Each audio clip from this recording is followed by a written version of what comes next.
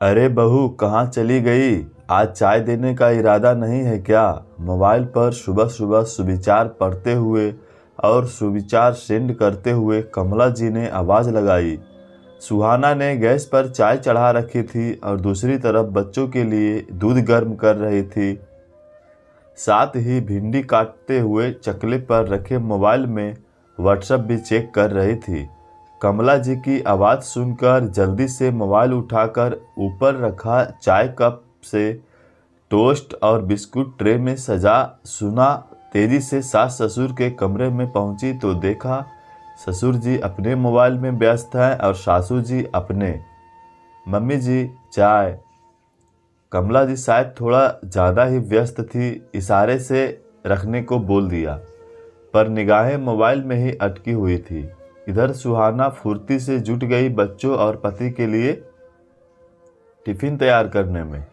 उसके बाद सभी के लिए जल्दी से नाश्ता बनाया, टेबल पर लगाया। दोनों बच्चों को उठाकर दूध पिलाकर तैयार करके बस स्टॉप पर छोड़ दिया।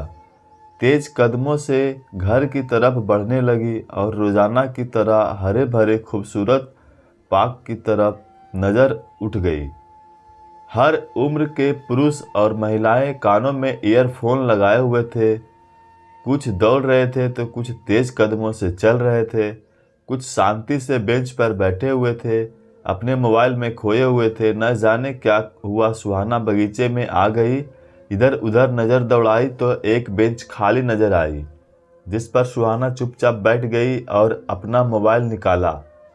फिर जल्दी से मोबाइल पर कविताएं कहानियां पढ़ने लगी। 10 मिनट बाद, हे भगवान, 10 मिनट भी कितनी जल्दी निकल जाते हैं। जल्दी जल्दी मोबाइल पर नज़र गड़ाए ही घर की दिशा में बड़ी देर कर दी बहू तूने। कमला जी ने पूछा। टीवी की तरफ से निगाहें घुमाते हुए पूछा। सुहाना ने देखा बहुत मोबाइल अभी भी कमला जी के हाथ में था।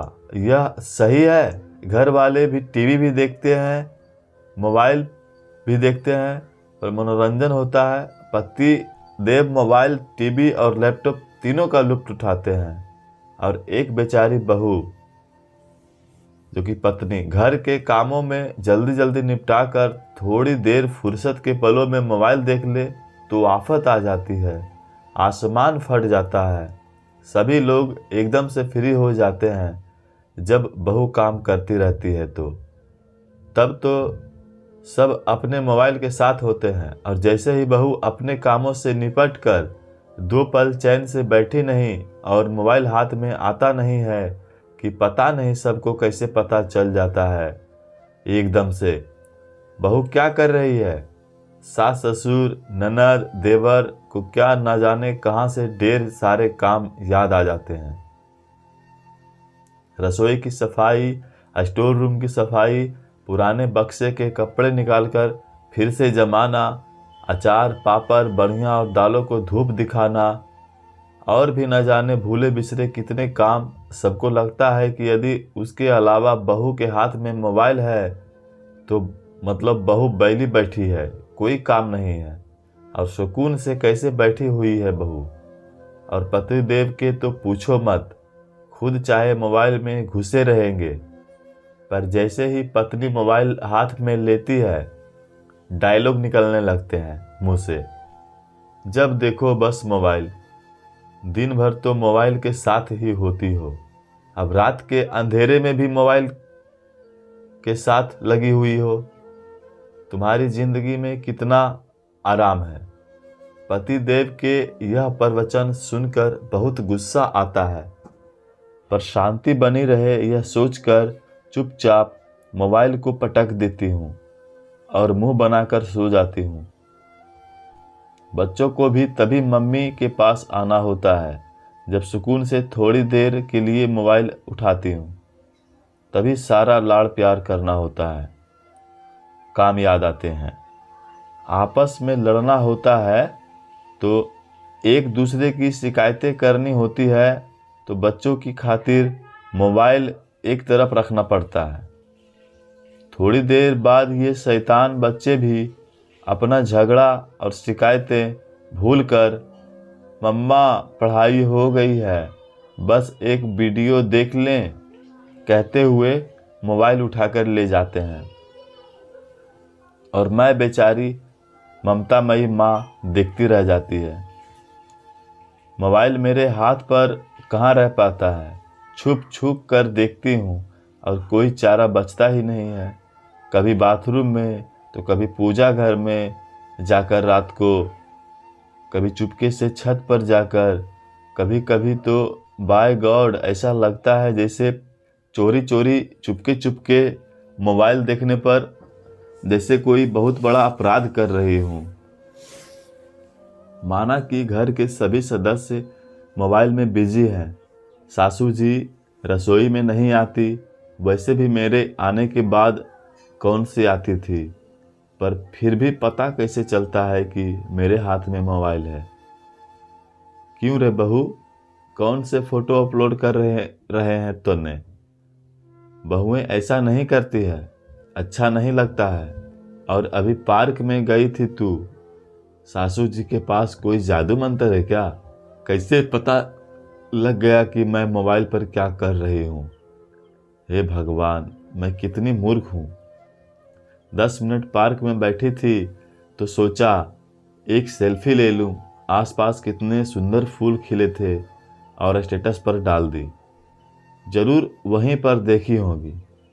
यह सोचकर सुहाना घबरा गई, पर दिल और दिमाग ने कहा यही मौका है। सुहाना अभी नहीं तो कभी नहीं। जी मम्मी जी, बच्चों को छोड़कर आ रही थी तो सोचा 10 मिनट वॉक कर लूँ, तभी सेल्फी खींच कर डाली थी। सब लोग डालते हैं स्टेटस पर, आप भी तो डालते हैं।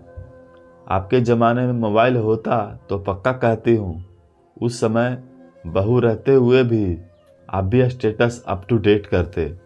सभी लोग तो मोबाइल पर होते हैं और मैं तो काम निपटा कर मोबाइल हाथ में लेती हूँ। अरे भाभी, नाश्ता नहीं देना है क्या? मोबाइल की वजह से आप तो सब कुछ भूल ही गई। अभी अभी आपका स्टेटस देखा मैंने। देवर ने मरखरी के अंदाज में कहा। देखिए मयंक भैया, मैं इस दुनिया की अकेली स्त्री नहीं हूँ। आप सब भी मेरे से कहीं ज़्यादा मोबाइल पर समय बिताते हैं, वीडियो देखते हैं, अपना मनोरंजन करते हैं, और मैं तो अपना सारा काम निपटा कर फुर्सत के 2 पलों में मोबाइल उठाती हूँ।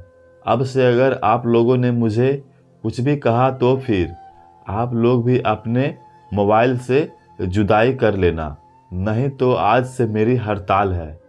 थक गई हूँ मैं भी। अरे आखिर मैं भी एक इंसान हूँ आप जैसी ही। इस तरह से कमेंट करना, मजाक उड़ाना, मजाक बनाना, टोकना बिल्कुल गलत है। मयंक भैया, अब से आप अपना काम खुद करेंगे। नेहा दीदी जो कि ननद है, आप भी अपना काम खुद करेंगी। जब आप लोग मोबाइल पर समय दे सकते हो तो अपना काम, अपने कपड़े, अपना कमरा, सब कुछ भी खुद संभाल सकते हो। अम्मा जी, बाबूजी लोग भी इस उम्र में थोड़ा बाहर घूमिए, लोगों से मिलिए, शरीर को एक्टिव रखिए। एक जगह बैठे रहने से और मोबाइल पर ज़्यादा समय बिताने से आँखों पर और शरीर पर जोर पड़ता है। सुहाना लगातार बोले जा रही थी और घर के सभी सदस्यों के चेहरे के रंग बदल रहे थे। मुंह से एक शब्द नहीं निकल रहा था। पता नहीं क्यों, क्योंकि आज बेधड़क होकर, बिंदास होकर घर की धुर्री बोल रही थी। सबको पता था सुहाना कितनी ज़रूरी है सबके लिए। आज सुहाना ने भी पासा पलट कर रख दिया था। अगर घर की बहू को, पत्नी को किसी ने भी परेशान किया या किसी भी बात पर टोका तो आप लोगों का मोबाइल आपसे जुदा हो जाएगा। और आज से वैसे भी सबको अपने काम खुद ही करने हैं। डेट्स फाइनल पता था सभी लोग बहुत सुनाएंगे, तो कानों में ईयरफोन लगाकर मोबाइल पर मनपसंद गाने सुनूंगी। साथ ही सुहाना ने यह भी तय कर लिया था अब छुप छुप कर और चुपचाप मोबाइल देखने नहीं, फुर्सत का समय और खुद के लिए भी टाइम निकालना है। हर शौक पसंद और ख्वाब पूरे करने हैं। मोबाइल के साथ भी एक निश्चित समय के लिए बिना डरे मनोरंजन करना है। परिवार का प्रत्येक सदस्य अपना अधिकतर समय मोबाइल पर बिताता है, कभी बात करते हुए भी, कभी सोशल मीडिया पर और कभी मनोरंजन के लिए। पर यदि घर की बहू पत्नी के हाथ में मोबाइल नज़र आता है तो उसी वक्त ताने, बातें और टोका टोकी शुरू हो जाती है। यह भी एक तरह से मानसिक प्रताड़ना ही होती है। खुद के मोबाइल से थोड़ी दूरी बनाइए, अपनों के साथ समय बिताइए, बहू को भी उसके फुर्सत के पल भी टाइम और स्पेस दीजिए। आपको क्या लगता है, क्या घर की बहू और पत्नी को अक्सर मोबाइल को लेकर ऐसी बातें, ताने और परिस्थितियों का सामना करना पड़ता है? मुझे ज़रूर बताइएगा। आपके सुझावों का इंतज़ार रहेगा। यदि आपको कहानी पसंद आए तो लाइक, कमेंट और शेयर ज़रूर कीजिएगा। धन्यवाद। और चैनल पर नए हैं तो सब्सक्राइब करना ना भूलिएगा।